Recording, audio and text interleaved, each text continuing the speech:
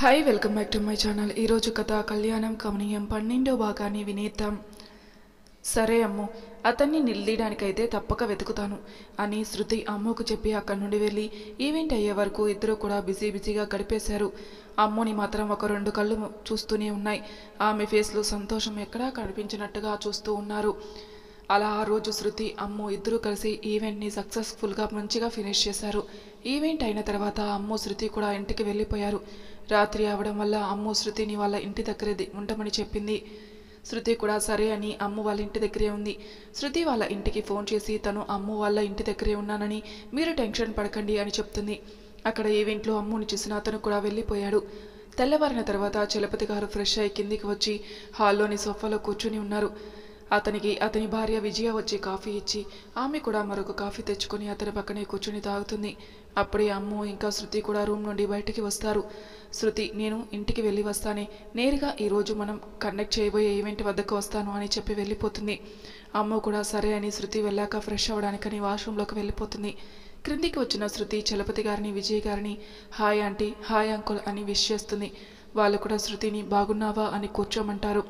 హా అంకుల్, నేను బాగున్నాను. అవును, ఎప్పుడు వచ్చావు శృతి అని అడుగుతారు.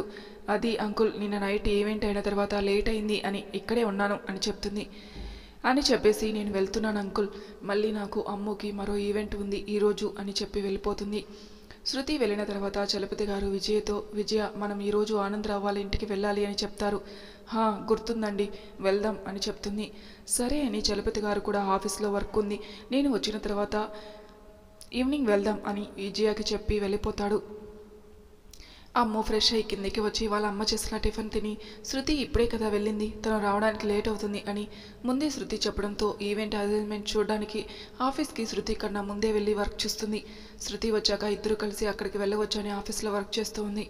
కాసేపటికి శృతి వచ్చిన తర్వాత వాళ్ళు ఇద్దరు కూడా ఈవెంట్ ఆర్గనైజ్ చేసే ప్లేస్కి వెళ్ళి ఏర్పాటు చూసుకుంటున్నారు.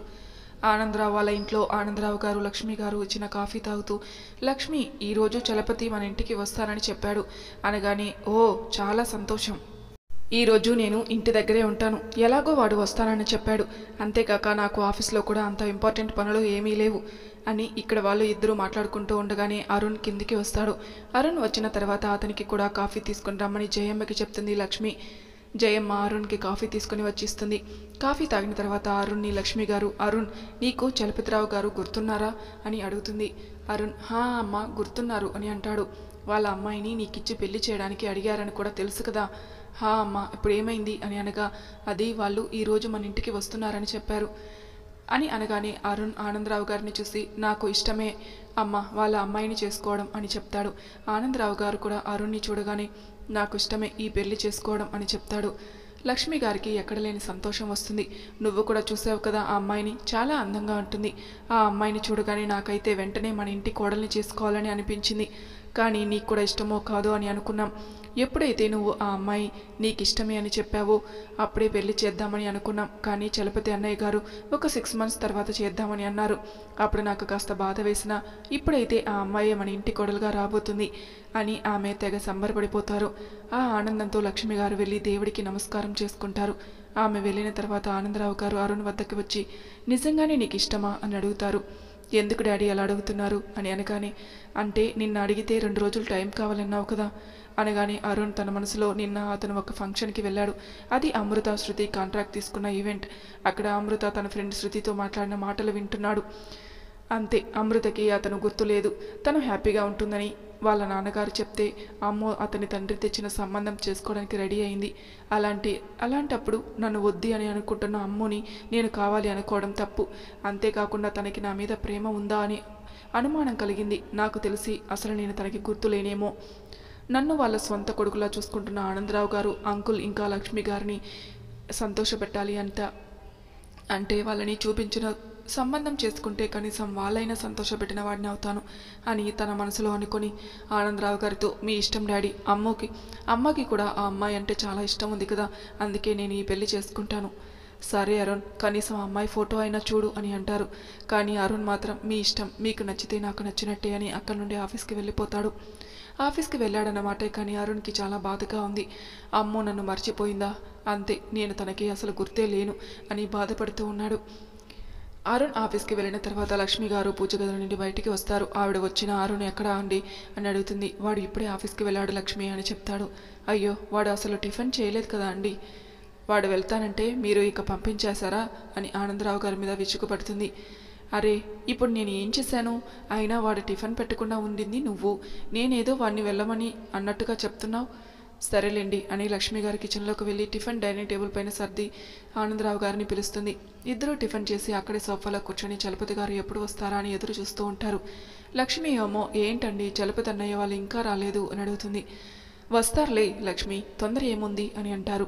ఇక లక్ష్మి గారు కూడా ఏమీ మాట్లాడకుండా లంచ్కి ఏమీ ప్రిపేర్ చేయాలో జయమ్మకి చెప్పడానికి కిచెన్లోకి వెళ్తుంది.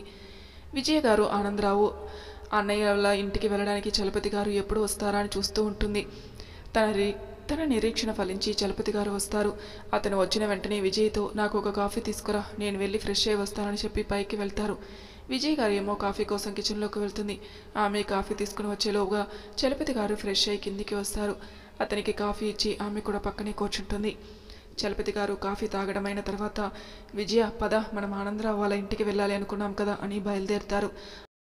కారులో చలపతి గారు విజయ్ గారు వెళ్తున్నప్పుడు విజయ చలపతితో, ఏమండి మన అమ్మకి పెళ్లి ఇష్టం లేదు అని అంటుంది. మళ్ళీ ఒకసారి అమ్మతో మాట్లాడిన తర్వాత ఆనందరావు అన్నయ్య వాళ్ళని పెళ్లి గురించి అడుగుదామని చెప్తుంది. చూడు విజయ, మన అమ్ము ప్రేమకి విలువ ఇచ్చిన నేను తనకి 6 నెలల టైం ఇచ్చాను. కానీ మన అమ్మాయిని ప్రేమించిన వాడు అసలు ఎక్కడ ఉన్నాడో కూడా తనకి తెలియదు విజయ. అసలు అతను మన అమ్ముని నిజంగా ప్రేమించిన వాడైతే ఇన్ని రోజులుగా తనని కలవడం కానీ తనని కాంటాక్ట్ అవ్వడం కానీ చేయాలి కదా. అంతే అంటే ఏంటి దాని అర్థం? అతను మన అమ్ముని వదిలి వెళ్ళిపోయాడు. అది ఎందుకు మీకు అర్థం కావడం లేదు? నేను ఒక తండ్రిగా నా కూతురు బాగుండాలని కోరుకుంటున్నాను. అందుకే ఈ సంబంధం చూశాను. వాళ్ళందరూ చాలా మంచివారు. వాళ్ళ ఇంట్లో ఉంటే మన అమ్ము చాలా సంతోషం ఉంటుంది. ఆ విషయంలో మనకు ఏ దిగులు లేదు అని చలపతి అని చెప్తాడు. ఇక విజయ గారికి కూడా అతను చెప్పిన దాంట్లో నిజం ఉంది అనిపించింది. అంతలోని ఆనందరావు వాళ్ళ ఇల్లు వచ్చేసింది. వాళ్ళు రావడం చూసిన ఆనందరావు గారు చలపతిని అతని భార్యని చూసి లోపలికి రండి అని ఆహ్వానించారు.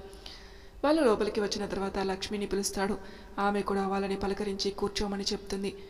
కూర్చున్న తర్వాత లక్ష్మి జయమ్మని పిలిచి అందరికీ కాఫీ తీసుకురమ్మని చెప్తుంది. కాఫీ తీసుకుని రాగానే అందరూ కాఫీ తాగి, ఏంట్రా ఆనందం, నువ్వు హైదరాబాద్ వచ్చి ఇన్ని రోజులైనా ఒక్కసారి కూడా నాకు చెప్పాలనుకుని నీకు అనిపించలేదా? నేను ఫోన్ చేసే వరకు కూడా నువ్వు ఇక్కడికి షిఫ్ట్ అయిన విషయం చెప్పలేదు అని అడుగుతాడు. అదేం లేదురా, ఇక్కడ మా ఆఫీస్ వ్యవహారాలు అన్నీ చూసుకొని తీరిగ్గా నీకు ఫోన్ చేసి చెప్దాము అనుకున్నాను. ఆ లోపు నువ్వే నాకు ఫోన్ చేసావు అని చెప్తాడు. సరే కానీ మీ ఆఫీస్కి ఇక్కడ అన్నీ ఓకే కదా అని చలపతి గారు ఆనందరావుని అడుగుతారు. ఆల్ సెట్, అన్నీ మా అరుణ్ దగ్గర నుండి చూసుకున్నాడు, నాకు ఏమీ టెన్షన్ లేకుండా అని అంటాడు. అలా వాళ్ళిద్దరూ కాసేపు మాట్లాడుకుంటూ ఉంటారు. ఇక్కడ లక్ష్మి గారు విజయవారు కూడా వాళ్ళ ముచ్చట్లో మునిగిపోయారు. ఇక లంచ్ టైం కావడంతో లక్ష్మి గారు వాళ్ళని రమ్మని చెప్పి డైనింగ్ టేబుల్ వద్దకు తీసుకెళ్తుంది. ఆమెతో పాటుగా విజయ గారు కూడా వెళ్తారు. ఆనందరావు చలపతిరావు కూడా డైనింగ్ టేబుల్ వద్దకు వెళ్ళి కూర్చోగానే లక్ష్మి విజయ గారులు వడ్డించడం స్టార్ట్ చేస్తారు. వాళ్ళకి వడ్డించిన తర్వాత లక్ష్మి విజయ ఇద్దరు కూడా కూర్చొని తింటారు.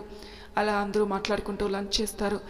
లంచ్ అయిన తర్వాత సోఫాలో కూర్చొని ఇప్పుడే తిన్నారు కాబట్టి అక్కడే కూర్చొని వాళ్ళు అసలు విషయానికి వస్తారు.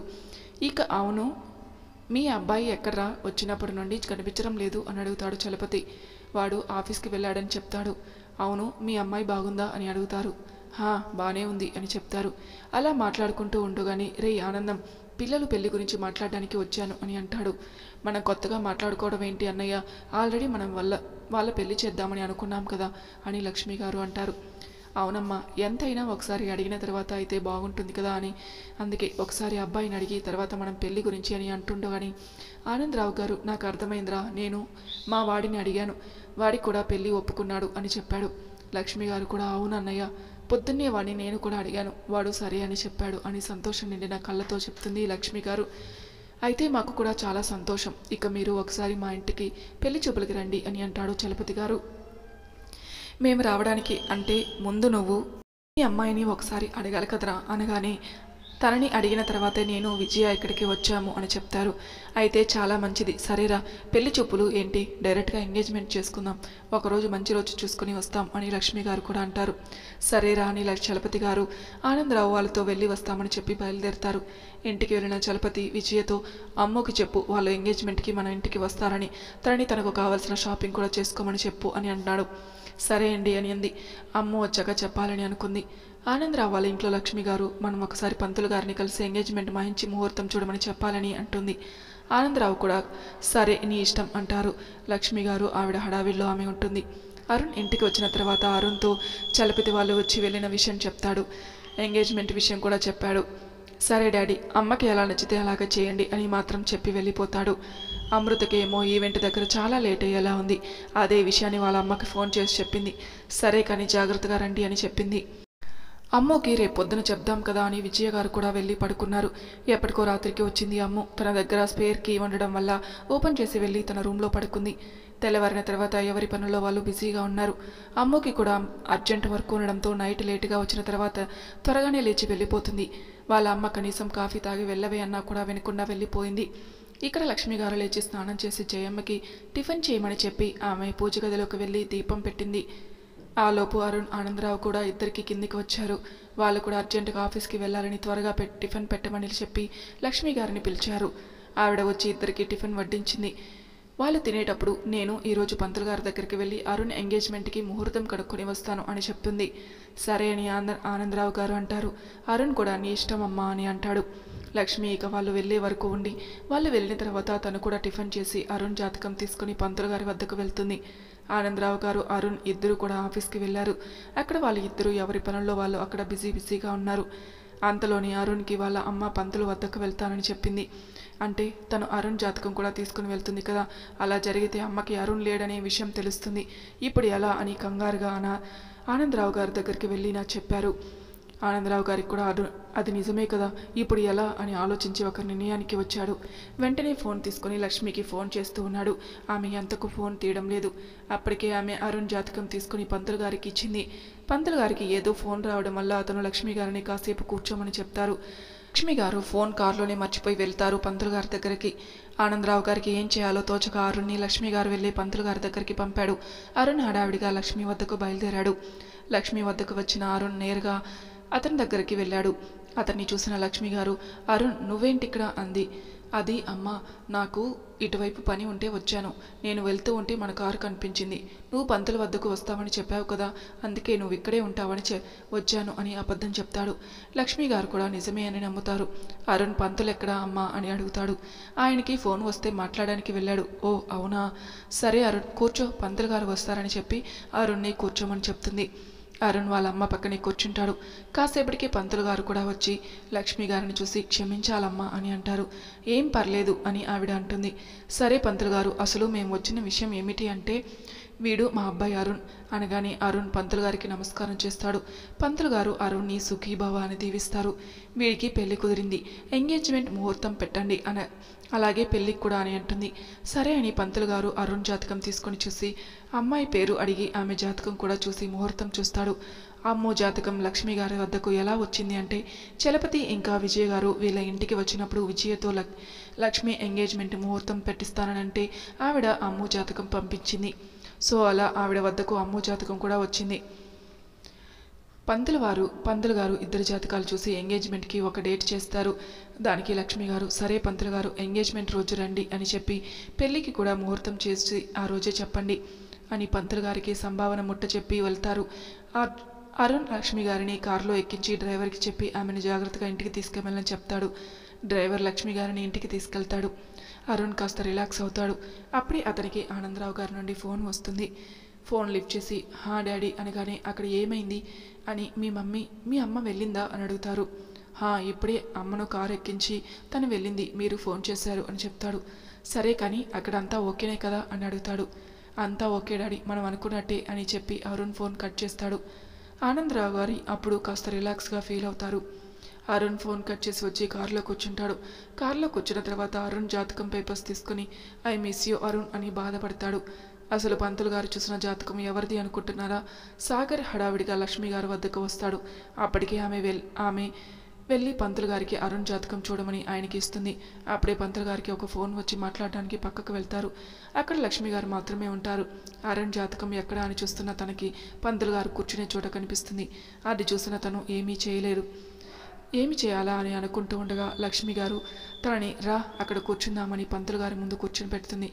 అప్పటికి పంతులు గారు రాకపోవడం వల్ల లక్ష్మి గారిని మాటల్లో పెట్టి తనతో పాటు తీసుకుని వచ్చిన తన జాతకం పేపర్స్ని లక్ష్మి గారు పంతులకి ఇచ్చిన జాతకం పేపర్స్లో పెడతాడు. వాటిని ఆమెకి కనపడనివ్వకుండా అతని కోట్లో దాస్తాడు. అలా జాతకం పేపర్స్ మార్చుతాడు. లక్ష్మి గారు వాటిని తీసుకుని ఇంటికి వెళ్ళిపోతారు. అరుణ్ ఆ పేపర్స్ని చూసి కారులో పెట్టేస్తాడు. నేరుగా అతను ఆఫీస్కి వెళ్ళి ఆనందరావు గారికి ఆ పేపర్స్ని ఇచ్చి తన క్యాబిన్కి వెళ్ళిపోతాడు. ఆనందరావు గారు వాటిని చూసి బాధపడతారు. కాసేపటికి తేరుకొని వాటిని దాచిపెడతారు. లక్ష్మి గారు ఆనందరావుకి ఫోన్ చేసి ఎంగేజ్మెంట్ డేట్ చెప్తుంది. సరే కానీ నువ్వు ఆ ఏర్పాట్లు చూసుకో అని చెప్తాడు. సరే కానీ మీరు చలపతిరావు అన్నయ్యకి ఫోన్ చేసి చెప్పండి, నేను విజయవదనికి ఫోన్ చేసి చెప్తాను అని చెప్పి ఫోన్ పెట్టేస్తుంది. ఆమె చెప్పినట్టుగానే ఆనందరావు గారు చలపతికి ఫోన్ చేసి చెప్తారు. దానికి అతను చాలా సంతోషం అని చెప్తారు. అలా వాళ్ళిద్దరూ కాసేపు మాట్లాడుకొని ఫోన్ పెట్టేస్తారు. లక్ష్మి గారు విజయ్ గారికి ఫోన్ చేసి ఆమె పంతులు గారి దగ్గరికి వెళ్ళి రావడం గురించి ఎంగేజ్మెంట్ డేట్ గురించి చెప్పింది. సరే వదిన అని విజయ్ గారి చాలా మంచి విషయం చెప్పారు అని అంటుంది. సరే వదిన, ఇంకో 2 రోజుల్లోనే కదా, నాకు పనులు ఉన్నాయి అని చెప్పి లక్ష్మి గారు ఫోన్ పెట్టేస్తుంది. విజయ్ గారికి కూడా అప్పుడే చలపతి గారి నుండి ఫోన్ వస్తుంది. ఫోన్ లిఫ్ట్ చేసి చెప్పండి అనగాని ఇప్పుడే ఆనందరావు ఫోన్ చేశాడు, ఎంగేజ్మెంట్ డేట్ కూడా చెప్పాడు అనగాని అవునండి, నాకు కూడా లక్ష్మీ వదిన గారు ఫోన్ చేశారు అని చెప్పింది. సరే కానీ అమ్ముకి కూడా చెప్పు, 2 రోజులే కదా టైం ఉంది, తనకి కావాల్సినవి కొనుక్కోమని చెప్పు, సరేనా? సరే అని ఫోన్ పెట్టేస్తుంది విజయ. అవును, అమ్ము నైట్ కూడా లేట్గా వచ్చింది, మార్నింగ్ కూడా ఫాస్ట్గా వెళ్ళిపోయింది. ఈరోజు ఏ టైంకి వస్తుందో ఒకసారి ఫోన్ చేద్దామని అమ్ముకి ఫోన్ చేస్తారు. అమ్ము తనకి వాళ్ళ నుండి ఫోన్ రావడం చూసి ఏంటి ఇప్పుడు చేసింది అని అనుకొని ఫోన్ లిఫ్ట్ చేసి అమ్మ ఏంటి చెప్పు. అది నువ్వు ఇంటికి ఎప్పుడు వస్తావు అమ్ము? అది అమ్మ, మేము ఆర్గనైజ్ చేసే ఈవెంట్ సాయంత్రానికి అవుతుంది, ఇక్కడ అన్నీ కలెక్ట్ చేసుకుని వచ్చేసరికి నైట్ అవుతుందమ్మా. సరే వీలైనంత త్వరగా రా అమ్ము అని చెప్తుంది. సరే అమ్మ అని పెట్టేస్తుంది. అప్పుడే అమ్మ వద్దకి శృతి వస్తుంది. ఏంటి అని అడుగుతుంది. ఏం లేదే, అమ్మ త్వరగా ఇంటికి రమ్మనింది. ఎందుకు ఏమో నాకు తెలీదు, వెళ్ళిన తర్వాత చెప్తుంది కదా. సరే పద, ఇక్కడ మనకి చాలా పని ఉంది అని ఇద్దరు వర్క్లో పడిపోతారు. ఆఫీస్లో ఉన్న అరుణ్ మాత్రం పంతులు గారు 2 రోజుల్లో ఎంగేజ్మెంట్ అని చెప్పిన విషయం గుర్తు తెచ్చుకుంటారు. అసలు నేను అమ్ముని ఎంత ప్రేమించాను, కానీ తను మాత్రం నన్ను ప్రేమించలేదా అనే ఆలోచన కూడా అతనికి మనసుకి కష్టంగా ఉంది. కానీ అతను తన కళ్ళతో చూశాడు. అమ్ము శృతితో చెప్పడం తనకు వాళ్ళ నాన్న చూసిన సంబంధం చేసుకోవడం ఇష్టమే అని. అందువల్ల తను ఇంకా తన లైఫ్లోకి వెళ్ళకూడదని అనుకున్నాడు. అరుణ్ తన ఆలోచనలో ఉండగానే అతనికి ఆనందరావు గారు పిలుస్తున్నారని ఫోన్ వచ్చింది. వెళ్ళి ఏమైంది డాడీ, పిలిచారట అని అడిగాడు. ఇంకో 2 రోజుల్లో ఎంగేజ్మెంట్ అని మీ అమ్మ చెప్పింది, నీకు మనస్ఫూర్తిగా ఇష్టమే కదా అని మళ్ళీ ఒకసారి అడుగుతాడు. ఇష్టమే డాడీ, అమ్మ సంతోషంగా ఉంది కదా, తను హ్యాపీగా ఉంటే చాలు. అయినా మీకెందుకు డాడీ ఈ డౌట్ వచ్చింది? ఏం లేదు, ఒకసారి అడుగుదామని అడిగాను. సరే నువ్వు వెళ్ళి వర్క్ చూసుకో అని చెప్పగానే అరుణ్ వెళ్ళి వర్క్ చేసుకుంటున్నాడు. అమ్ము వాళ్ళ అమ్మ చెప్పిందని కాస్త త్వరగానే ఇంటికి వెళ్ళింది. తన ఇంటికి వచ్చిన తర్వాత రూమ్కి వెళ్ళి ఫ్రెష్ అయ్యి కిందికి వచ్చింది. కిందికి వచ్చి 2 రోజులుగా వర్క్ ఎక్కువగా ఉండడం వల్ల కాస్త నీరసంగా ఉంది తనకి. దాంతో వాళ్ళ అమ్మ కాస్త జ్యూస్ తీసుకురావా అని అనగానే ఆమె వచ్చి జ్యూస్ ఇచ్చింది. అమ్ము అది తీసుకొని తాగు. ఏంటమ్మా ఫోన్ చేసి త్వరగా రమ్మని చెప్పావు? అది అమ్ము, నీకు 2 రోజుల ఎంగేజ్మెంట్ అని అంది. వెంటనే అమ్ము వాళ్ళ అమ్మ వైపు చూసింది. ఎలాగో చేసుకుంటానని అనుకుంది కాబట్టి ఏం మాట్లాడలేదు. మళ్ళీ జ్యూస్ తాగుతూ ఉంటే విజయ గారే పొద్దున్నే మీ అత్తయ్య సరే అమ్మా అని అంది. నీకు ఇష్టమేనా అమ్ము? ఇష్టమే అమ్మా, నాకు చాలా టైర్డ్గా ఉంది, నేను వెళ్ళి పడుకుంటాను అని చెప్పింది. హే అమ్ము తినవా? లేదమ్మా నిద్ర వస్తుంది అని చెప్పి తన రూమ్లోకి వెళ్ళి డోర్ వేసి తన మంచం మీద పడుకొని ఇంకో 2 రోజుల్లో ఎంగేజ్మెంట్, ఏం చేయాలి అని ఆలోచిస్తూ అమ్ము ఒక నిర్ణయానికి వచ్చింది. 2 రోజుల్లో కదా ఎంగేజ్మెంట్ అని అనుకుని తను అలాగే నిద్రలోకి జారుకుంది. మరి తర్వాయి భాగంలో ఏం జరుగుతుందో నెక్స్ట్ ఎపిసోడ్లో తెలుసుకుందాం. అంతవరకు నా ఛానల్ని సబ్స్క్రైబ్ చేయని వాళ్ళు ప్లీజ్ సబ్స్క్రైబ్ చేసుకోండి, లైక్ చేసి షేర్ చేయండి. మీ అభిప్రాయాలు నాకు కామెంట్ రూపంలో తెలియచేయండి. Thank you for listening.